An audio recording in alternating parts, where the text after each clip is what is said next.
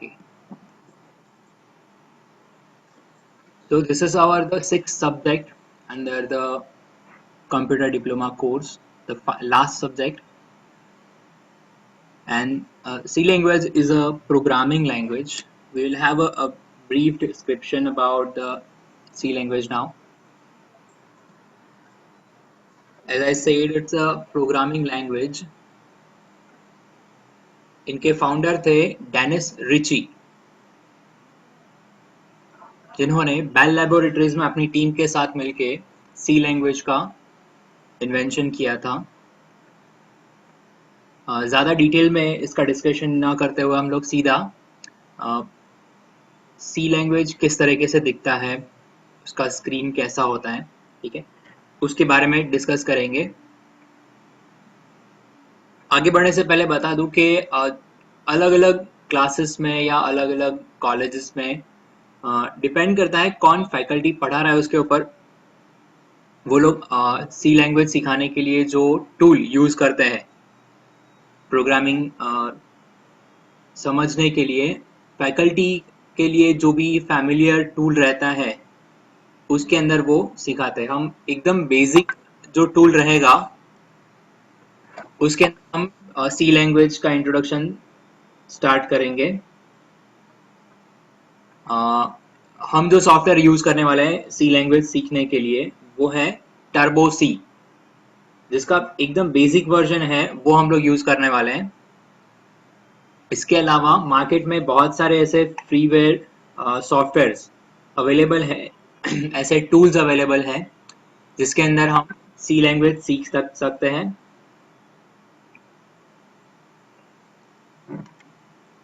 So next screen आपके सामने अब जो आएगी वो है सी लैंग्वेज की टर्बो सी सॉफ्टवेयर की स्क्रीन रहेगी, उसमें हम आगे डिटेल में समझेंगे।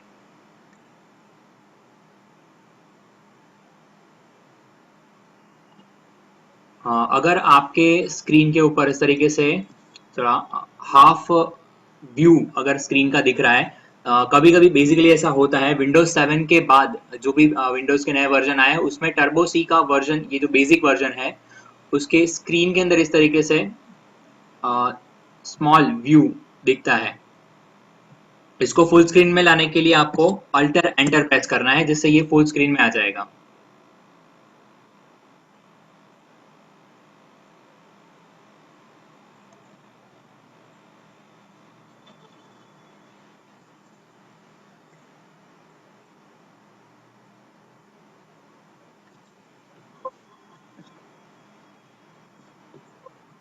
Is it visible everyone? I hope the full screen is continue. So सबसे पहले फाइल मेन्यू में जाके हमें न्यू फाइल ओपन करनी है बेसिक प्रोग्राम स्टार्ट करने के लिए। ये स्क्रीन हमारे पास यहाँ पे देखो, आप देख सकते हैं आधे स्क्रीन में है। इसको फुल स्क्रीन करने के लिए F5 बटन दबाना है जिससे ये फुल स्क्रीन में अपने को दिखेगा। जैसे ही नया फाइल ओपन किया है इसका नाम जैसे विंडोज के अंदर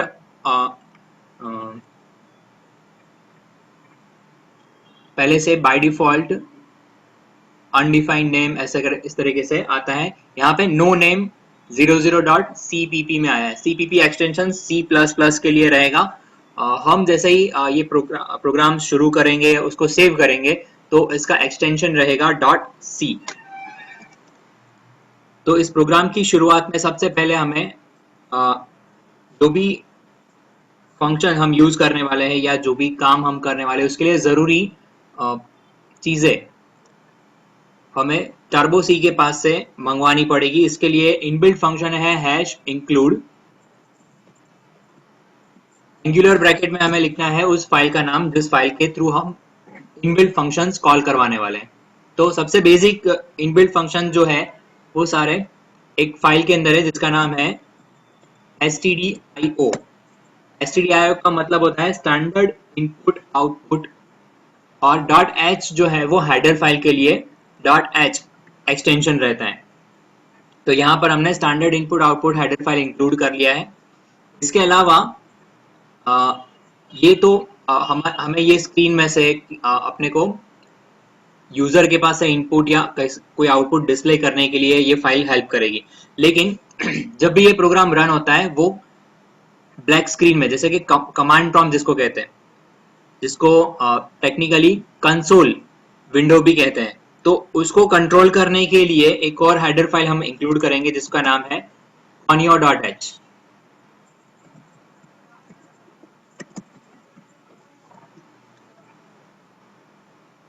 तो ये conio.h जो है कंसोल के अंदर इनपुट आउटपुट को कंट्रोल करने के लिए हमें हेल्प करेगा। कोई भी सी लैंग्वेज का प्रोग्राम सबसे पहले मेन मेथड से स्टार्ट होता है। तो मेथड समझने से पहले हमें यहाँ पे एक कमेंट मैं आपको बता रहा हूँ, सिंगल लाइन कमेंट है, डबल स्लैश करने से एक सिंगल लाइन कमेंट होता है। यहाँ पे मैं एक डिस्क्रिप्शन दे रहा हूँ जिससे हम फंक्शन को समझेंगे, मतलब किसी भी काम करने का जो तरीका होता है, या काम करेगा अपने को जिस तरीके से काम करवाना है उस तरीके से उस फंक्शन का नाम हमें बताना होता है। तो यहाँ पे हमारे पास होगा एक मेन फंक्शन जो मेन काम हमारा करेगा। तो फंक्शन के स्टार्टिंग में सबसे पहले होता है रिटर्न टाइप, उसके बाद आता है फंक्शन नेम,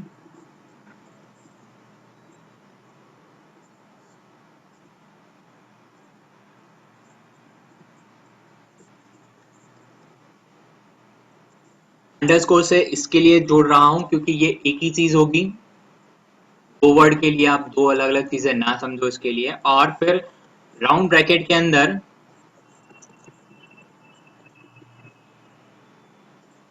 होगा आर्ग्यूमेंट। आर्ग्यूमेंट चाहे जितनी रखो रख सकते हो।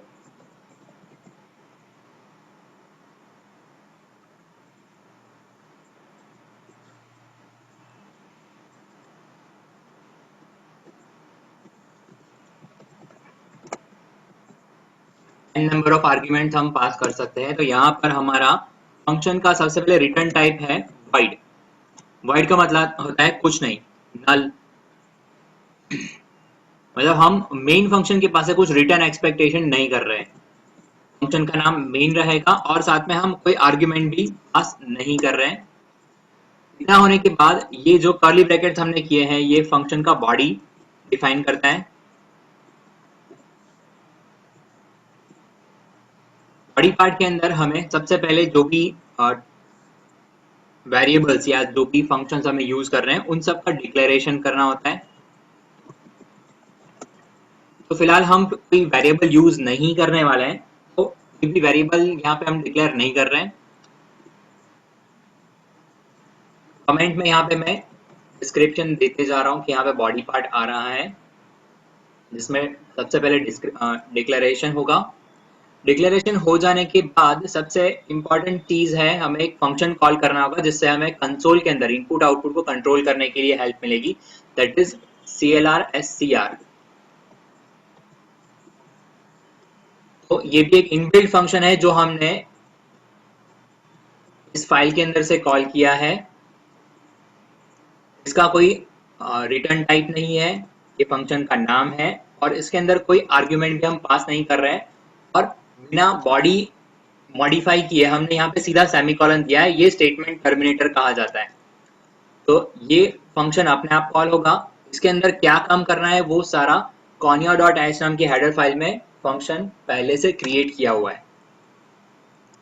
अब मान लो हमें अपना नाम प्रिंट करना है, तो प्रिंट करने के लिए जैसे इनपुट या आउटपुट देना है, मतलब प्रिंट करना मतलब कोई आउटपुट दिखाना है, तो इसके लिए standard input output header file के अंदर से हमें एक फंक्शन कॉल कराना है जिसका नाम है printf। प्रिंट फंक्शन, इसके आर्गुमेंट के अंदर हमें डबल कोड के अंदर लिखना है जो हमें प्रिंट करवाना है। तो यहाँ पे डबल कोड में जो कुछ भी लिखेंगे वो हमें कंसोल स्क्रीन में आउटपुट में दिखेगा।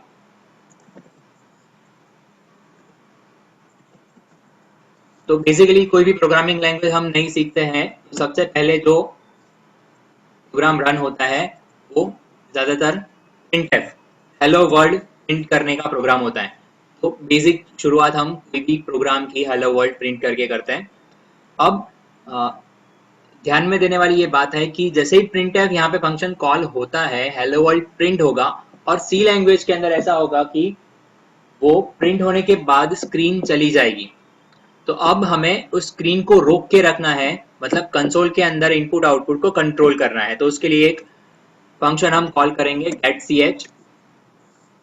तो कोई भी एक कैरेक्टर जब तक इनपुट कीबोर्ड में से नहीं होता है तब तक उस ब्लैक स्क्रीन को कंट्रोल करके रखेगा, होल्ड करके रखेगा, जिससे हम हेलो वर्ल्ड जो प्रिंट हुआ है उसको हम देख पाएंगे। यहाँ पर हमारा पहला जो फंक्शन है, पहला प्रोग्राम हेलो वर्ल्ड यहाँ पे कंप्लीट होता है। तो प्रोग्राम लिखने का काम हो गया है। अब इसको सबसे पहले सेव करना है। F2 यहाँ पे शॉर्टकट दिखाई दे रहा है सेव करने के लिए। और जैसे ही सेव के लिए मैंने क्लिक किया है, यहाँ पे मुझे ऑप्शन दिख रहा है नो नेम डॉट cpp, जो सी ड्राइव के अंदर टर्बो C3 फोल्डर में बिन फोल्डर के अंदर जाके फाइल सेव हो रहा है। तो यहाँ पर हमें सिर्फ प्रोग्राम का नाम चेंज करना है। इसके अलावा अगर आपको अपने नाम का कोई फोल्डर बनाना है, जैसे यहाँ पे अपने को दिख रहा है tycg करके एक फोल्डर मैंने बनाया हुआ है, तो बिन फोल्डर के अंदर जाके अपने नाम का फोल्डर बना के भी आपको अगर प्रोग्राम वगैरह सेव करना है तो कर सकते हैं। यहाँ पे हम demo1.c करके इस प्रोग्राम को सेव करेंगे। अब देख सकते हैं यहाँ पे नो नेम की जगह अभी हमने जो नाम दिया demo1.c प्रोग्राम का नाम हो गया है। अब इस प्रोग्राम को हमें कंपाइल करना है। कंपाइल करने के लिए यहाँ पे आप देख सकते हैं डायरेक्ट शॉर्टकट भी दिया हुआ है और कुछ कीज यहाँ पे नीचे भी लिखी हुई है। ठीक है, तो कंपाइल करने के लिए जैसे यहाँ पे दिखा रहा है अल्टर F9 हमें दबाना है। यहाँ पर एक स्क्रीन आ रही है जहाँ पे ये बता रहा है कि 465 लाइंस इसने कंपाइल की है। मतलब हमने तो लिखी थी 4-5 लाइन, लेकिन 465 लाइन कंपाइल हुई। तो ये कहाँ से हुई? तो ये हमने जो फाइल्स इंक्लूड की है stdio.h और conio.h, उसके अंदर से जितने भी फंक्शन हमने कॉल किए हैं नेसेसरी, उस फंक्शन की बॉडी को भी वो जाके कंपाइल करेगा। और ये कंपाइल होने के बाद मेमोरी के अंदर हमने ये जो प्रिंट करने के लिए मैसेज दिया है उसके लिए मेमोरी के अंदर कितनी जगह चाहिए वो जगह जाके उसने ऑक्यूपाई की है, दैट इज 1969K। इतने बाइट्स इन्होंने ऑक्यूपाई कर लिए हैं जिससे वो स्क्रीन के अंदर हमें आउटपुट डिस्प्ले करवा सके। और एरर और वार्निंग के कॉलम्स के अंदर हमें 00 दिख रहा है, मतलब हमारे प्रोग्राम में कोई गलती नहीं है। इन केस हमने कोई मिस्टेक की होगी तो वार्निंग या एरर के पोर्शन के अंदर हमें काउंट दिखाएगा कि इतनी गलती है, उसको जाके हमें पहले सुधारना होगा, उसके बाद ही प्रोग्राम आगे बढ़ पाएगा या कंपाइल या रन कर पाएंगे। यहाँ पे प्रेस एनी की करके हमें सक्सेसफुल ये विंडो को हटाना है, कोई भी की प्रेस करके ये विंडो क्लोज करना है। अब कंपाइल जैसे हो गया है, मतलब हमारा प्रोग्राम रन होने के रेडी है। रन करने के लिए हमें हमारे पास यहाँ पे ऑप्शन है कंट्रोल F9।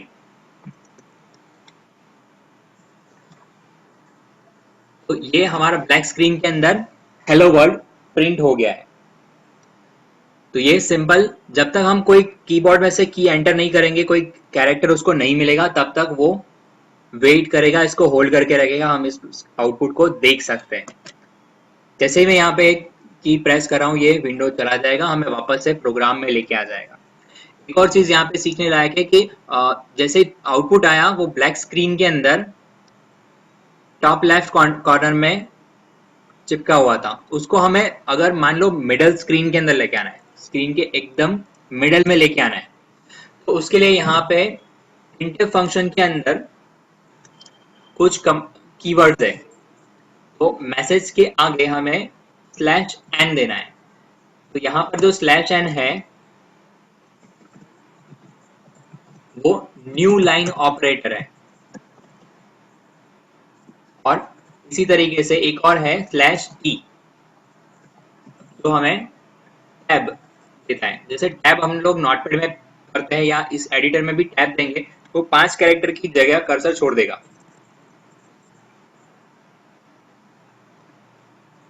जो प्रिंट हो रहा है उसको नेक्स्ट लाइन में ले जाने के लिए हमने आगे लिख दिया है /n। वो सिर्फ एक लाइन नहीं छोड़नी, हमें 4-5 लाइन छोड़नी है। हम जैसे 4-5 /n दे देते हैं और स्क्रीन के शुरुआत में भी इसको प्रिंट नहीं करना है, बीचों बीच में प्रिंट करना है। तो हम 3 बार /t भी देते हैं। देने के बाद मैं F2 प्रेस कर रहा हूँ जिससे प्रोग्राम सेव हो जाएगा और ज्यादा मैंने कुछ एडिटिंग नहीं किया है, तो मैं बिना कंपाइल किए सीधा प्रोग्राम रन कर रहा हूँ। तो अब थोड़ा सा मिडल में आता हुआ दिख रहा है, ऊपर से 3-4 लाइन, 5 लाइन हमने छोड़ दी है स्लैश एन करके, और 3 बार स्लैश टी दिया था, तो 15 कैरेक्टर की जगह छोड़ के थोड़ा सा मिडल में आउटपुट दिख रहा है।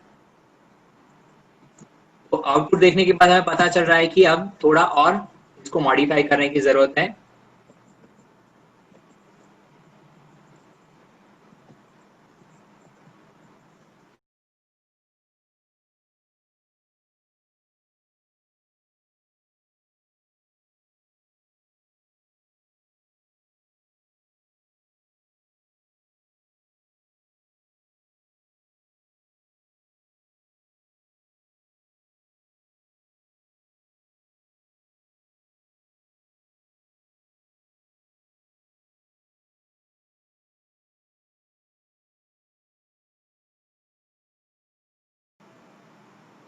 Yes, due to the network failure,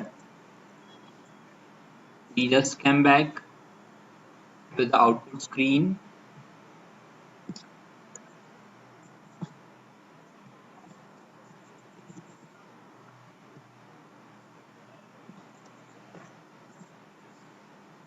तो हमारा प्रोग्राम एक बार रन होके कंप्लीटली हमने आउटपुट देख लिया है। अब इस विंडो को, प्रोग्राम एक बन चुका है, तो इस विंडो को क्लोज करने के लिए अल्टर F3 देना होता है। अगर कुछ चेंजेस हुआ है तो उसको सेव करने के लिए एक बार प्रॉम्प्ट आ रहा है, तो हम यस दे रहे हैं। इस तरीके से एक बार जो प्रोग्राम सेव हो चुका है उसको ओपन में जाके F3 दबा के हम वापस से देखना हो तो देख सकते हैं। तो हमें सबसे पहले लोकेशन देना है, बिलिंग फोल्डर में हमने प्रोग्राम सेव किया था और प्रोग्राम का नाम था demo1। तो हमने ये वापस प्रोग्राम उसको रीओपन भी कर सकते हैं। फॉर एग्जाम्पल हमें एक से ज्यादा प्रोग्राम यहाँ पे हमने यूज किए हो, सो फॉर एग्जाम्पल एक और प्रोग्राम मैं ओपन कर रहा हूँ, तो यहाँ पे 2 विंडोज ओपन हो रही है। सो F6 is a shortcut to move from one window to another window inside the turbo C। Okay, so आज का लेक्चर हम यहाँ पे स्टॉप करते हैं। टर्बो सी विंडो में से अब सॉफ्टवेयर में से बाहर आने के लिए अल्टर F2 क्विट करने के लिए, या अल्टर X भी दबा सकते हैं, सीधा शॉर्टकट दिया हुआ है। सो अब हम अपने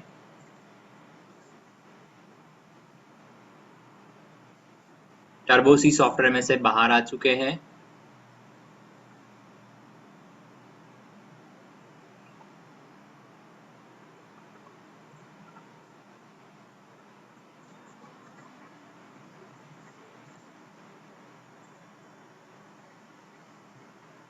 इसके साथ हमारा आज का लेक्चर ये कंप्लीट होता है। सी लैंग्वेज के ऊपर जो था, हमने यहाँ पे इंट्रोडक्शन लिया, फर्स्ट हेलो वर्ल्ड का प्रोग्राम हमने रन करके देखा है।